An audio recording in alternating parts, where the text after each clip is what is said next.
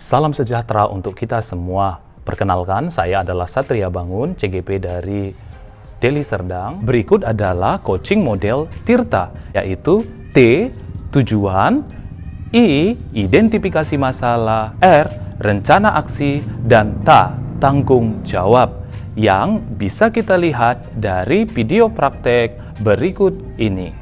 Hari ini saya beserta dengan rekan saya akan membuat coaching model Tirta yang diperankan oleh saya, Satria Bangun, sebagai seorang coach dan Wanda sebagai seorang coachee.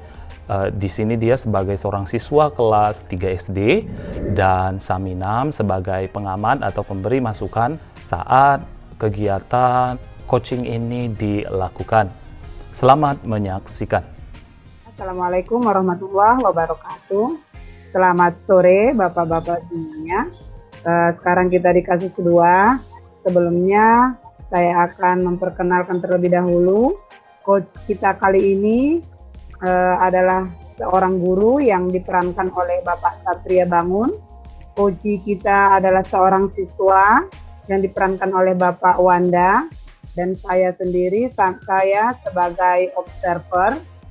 Dan kasus ini, kasus 2, seorang murid bercerita jika dia merasa diperlakukan tidak adil oleh seorang guru. Guru tersebut membuka les privat dan sebagian besar murid di kelas mengikuti les privat tersebut, kecuali murid tersebut. Murid tersebut merasa tidak nyaman ketika guru sering menyindir murid yang tidak mau ikut les privatnya. Bahkan, murid tersebut juga merasa bahwa nilai yang diberikan pun tidak adil. Para murid yang mengikuti les guru tersebut mendapatkan nilai yang lebih baik dari murid tersebut. Bagaimanakah cara Anda menanggapi hal ini? Oke, baiklah. Untuk lebih jelasnya lagi, mari kita saksikan proses coaching berikut ini. Pada Bapak Satria dan Bapak Wanda, saya persilakan. Selamat pagi Pak S. Iya nak, selamat pagi anak Pak S. Apa kabarnya hari ini ya nak? Sehat Pak, alhamdulillah Pak, baik Pak. Oh iya, baguslah. Hari ini kita kan mau ngobrol nih agak lama. Anak Bapak nggak apa-apa ya? Sebenarnya saya ada janji sama teman, tapi nggak apa-apa lah Pak, demi Pak S. Bapak agak percepat aja lah nanti, kalau gitu supaya nggak terganggu lah ya nak. Iya Pak. Di sini Pak S perhatikan akhir-akhir ini anak Bapak di kelas kurang nyaman mengikuti pelajaran. Ada apa ya nak? Ada masalah kira-kira? Iya Pak, sebenarnya saya lagi kesel juga Pak. Itulah Pak, sebenarnya saya mana Pak, segan juga mau menyampaikan sama Bapak sebenarnya. Tapi ya ada juga ya, kayaknya sepertinya saya harus sampaikan juga sama Bapak ini. Iya, baiklah nak kalau begitu. Apa sih yang mau anak Bapak sampaikan sama Pak S? Dan tujuan apa yang mau anak Bapak dapatkan dari hasil pembicaraan kita ini kira-kira? Sebenarnya Pak, saya mau itu dapat solusi nih dari masalah saya ini Pak S.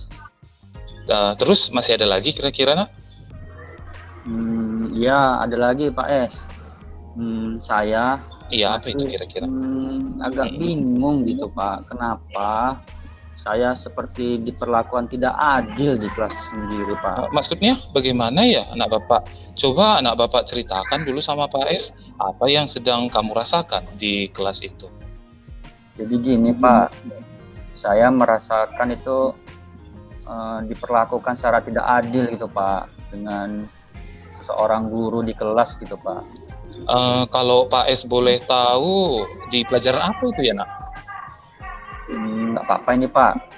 Nggak apa-apa, nanti dijamin nih rasanya. Nanti saya dimarahi Pak. Enggak. Iya. Sebenarnya di pelajaran itu Pak, bahasa Inggris Pak. Oh, jadi maksudnya Bu Wira memperlakukan anak Bapak agak berbeda dengan siswa yang lain. Boleh diceritakan kira-kira nak, yang lebih jelasnya seperti apa ya? Iya Pak S. Jadi Bu Ita itu kan, Iya betul Bu Wita. Bapak tahu lah kan, Bu Ita kan buka Mm-mm. privat. Iya betul. Terus sebagian besar teman-teman saya itu ikhlas itu les Oh, privat tersebut. iya betul betul. Terus nak? Terus saya merasa tidak nyaman Pak ketika Bu Mm-mm. Ita Iya menyindir betul. saya kan Ya ampun. orang tua saya kan nggak ada duitnya gitu Pak, jadi tidak mau ikut les privat dengan ibu itu. Oh gitu. Oh maksudnya Bu Wita ini menyindir anak Bapak secara langsung di depan kelas atau saat di luar jam pelajaran? Iya Pak Es, Bu Ita itu sering menyindir saya di depan teman-teman saya, di depan kelas. Kalau boleh Pak Es tahu kalimat yang pernah diucapkan oleh Bu Wita yang menyindir anak Bapak itu kira-kira apa ya? Seperti apa? Apa yang disebutkan oleh Bu Wita itu? Bentar ya Pak, saya ingat dulu ya. Iya. Bu Wita karena menyampaikan di kelas saya itu, kalau nggak salah Pak ya, Iya. kalau anak-anak ibu belajar dengan rajin di rumah dan berdiskusi dengan orang tua atau teman Iya. saat menemui kesulitan dalam belajar atau ikut les privat dengan ibu, pasti nilai anak-anak bagus semuanya. Gitu, Ada lagi Pak. kira-kira kalimat yang lainnya, Nak? Kayaknya itu aja yang saya ingat Pak. Tapi saya juga merasa bahwa nilai yang diberikan juga kurang adil lah Pak Es. Oh Karena iya. murid-murid yang mengikuti les privat dengan Bu Ita selalu dapat nilai lebih bagus daripada nilai yang saya dapat. Padahal saya sudah berusaha loh, saya udah ngitung-ngitung betul kerjaan saya itu, saya tengok kamus, kayaknya udah betul lah Pak jawabannya saya tuh Pak. Apakah jawabannya anak Pak Es ini benar tapi disalahkan oleh Bu Wita gitu? Atau bagaimana ya? Sebenarnya tidak Pak Es, hanya saja saya merasa nilai anak yang ikut les privat dengan Bu Ita selalu lebih tinggi. Apakah jawaban anak-anak yang ikut les itu yang salah dibenarkan oleh Bu Wita gitu nak? Kalau saya lihat-lihat tidak Pak, tapi saya merasa mereka terlalu sering menjawab dengan benar gitu Pak, dan mendapatkan nilai yang lebih bagus dari saya. Padahal itulah Pak, saya juga nggak ngerti Pak. Iya, menurut anak Pak Es, apa penyebab nilai anak Bapak ini tidak setinggi dengan siswa atau murid yang ikut les privat dengan Bu Wita itu? Sebenarnya saya mengalami kesulitan juga Pak dalam pelajaran Bu Ita. Kalau boleh jujur nih Pak ya, saya juga ingin ikut les privat dengan Bu Ita. Saya tahu hal itu tidak akan bisa karena orang tua saya juga belum punya uang yang cukup Pak, dan saya juga harus membantu orang tua saya. Lagi adik saya masih kecil, orang tua saya kerja, terpaksalah saya jaga adik saya ya. Kemudian itu kan pulangnya malam-malam ya kan, jadi saya juga masakin untuk adik saya juga. Rumahnya kan kotor, itu kan adik saya kan sering main-main, itu berantakan juga. Saya juga bantu-bantu nyuci piring, bersihin rumah gitu pas setiap harinya Pak, jadi nggak sempet Pak. Iya, apakah anak Pak Es ini sudah pernah menyampaikan kesulitan ini, kesulitan belajarnya dan alasan tidak ikut les privat sama Bu Wita sebelumnya? Sudah pernah disampaikan sama ibu itu gitu nak? Belum Pak Es, saya takut Pak, dan juga malu Pak dengan masalah dan alasan saya tidak ikut les privat itu. Saya takut nanti ibu itu ceritakan kepada kawan-kawan saya Pak, nanti saya diejek sama teman-teman saya Pak Es. Apa menurutmu Bu Wita akan melakukan hal seperti itu? Tidak juga sih Pak, tapi saya belum berani Pak. Untuk saat ini saya belum berani Pak. Pak Es tahu sih posisinya anak Bapak. Oke, coba lihat ya, ikuti dulu petunjuk yang Bapak berikan. Sudah. Sekarang anak Bapak silahkan ambil posisi duduk secara nyaman. Dan sekarang pejamkan matanya.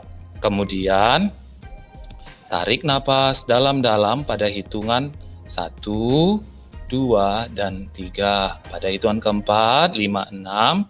Silahkan dilepas ya. Oke, kita mulai. 1, 2, 3. Tarik napas. Lepas. 4, 5, 6. Sekali lagi anak. Tarik napas. Hitungan 1, 2, 3. 4. Lepas napasnya. 5, 6. Iya. Sekarang bagaimana perasaan anak Bapak? Apakah sudah nyaman? Silahkan dibuka matanya. Sudah bagaimana kira-kira yang anak Bapak rasakan ini?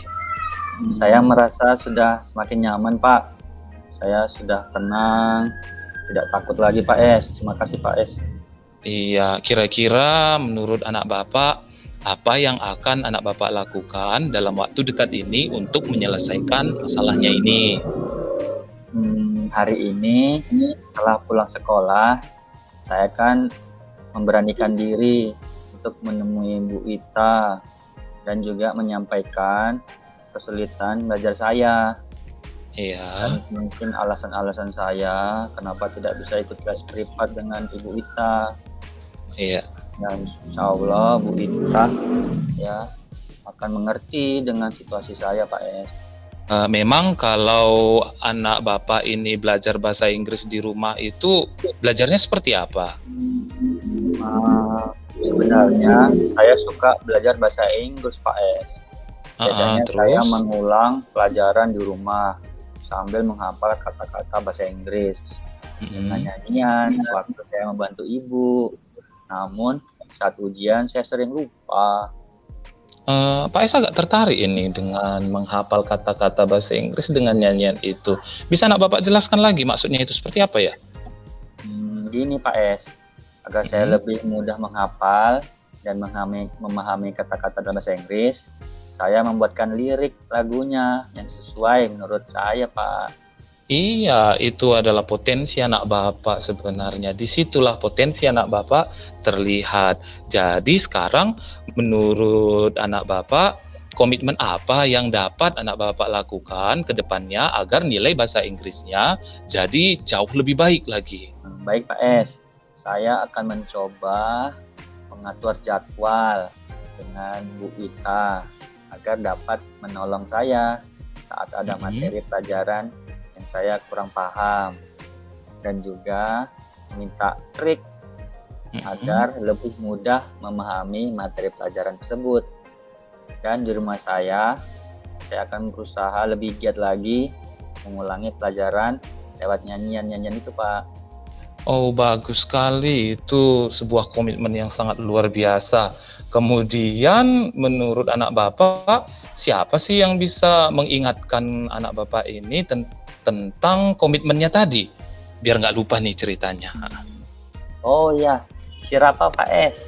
Dia itu pintar dan suka menolong saya, Pak Es. Iya, betul. Itu juga ide yang baik sekali menurut Pak Es. Pak Es yakin kamu pasti bisa ini, Nak, untuk menyelesaikan masalahnya. Terima kasih banyak, Pak Es. Iya, terima kasih kembali. Terima kasih banyak, anak Pak Es. Oke, terima kasih Bapak Wanda dan Bapak Satria.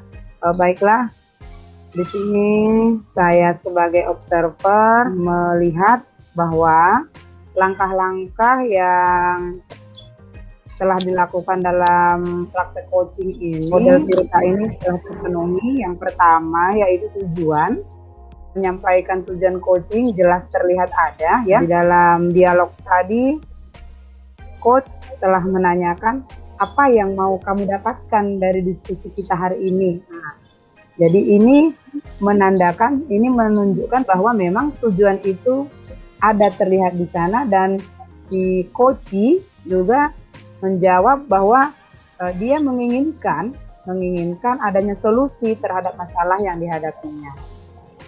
Nah, itu yang pertama.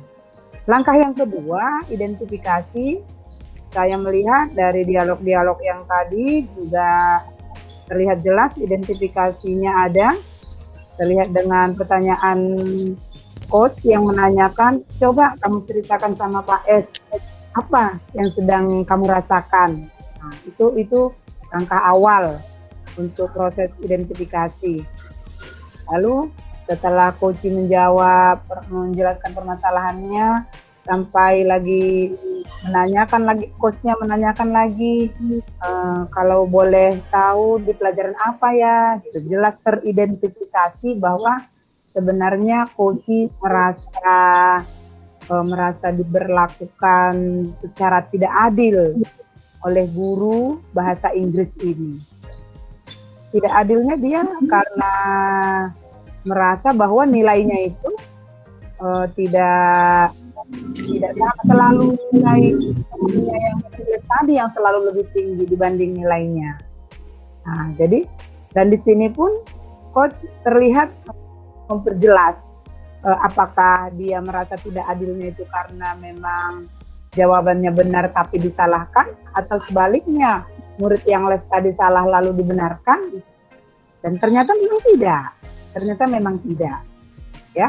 Jadi temannya itu ikut les ya, karena dia ikut les pelajarnya lebih paham, jadi ya otomatis nilai mereka itu lebih tinggi. Itulah, jadi sehingga memang permasalahan itu jelas terlihat di sini.